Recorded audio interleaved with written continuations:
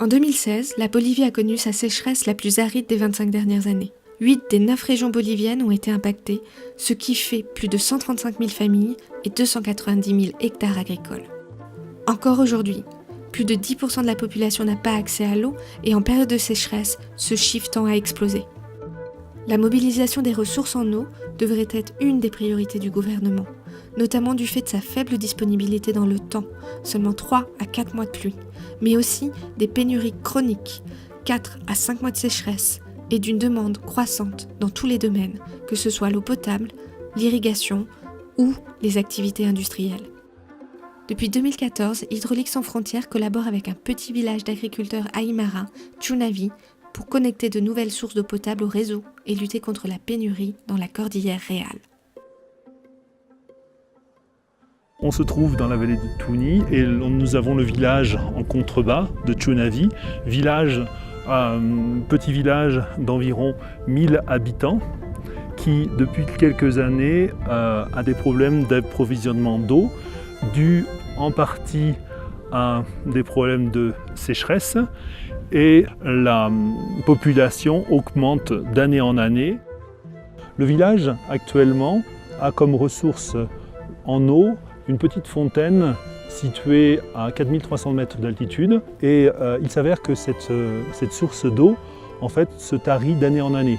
Pour cela, Hydraulique sans frontières a effectué une étude dans la vallée située en amont du village et nous avons trouvé en fait 5 sources potentielles avec des débits très intéressants et ces débits cumulés permettront en fait d'accroître la ressource en eau du village et ainsi compenser la diminution du débit de cette source dont je vous ai parlé.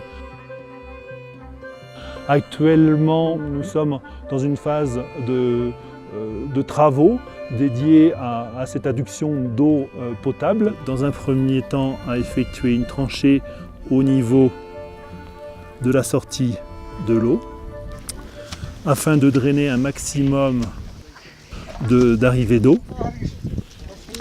Ensuite, nous effectuons un petit système de canal en amont direct de la zone de captage afin que l'eau superficielle puisse être déviée et non contaminer la source qui est située ici.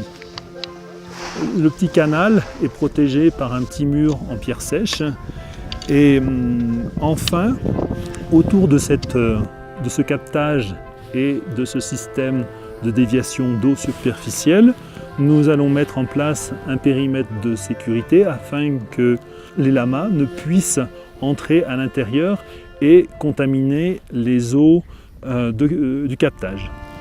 La deuxième chose, on fait en fait un ouvrage en pierre sèche qui permet de sortir l'eau de la tourbe.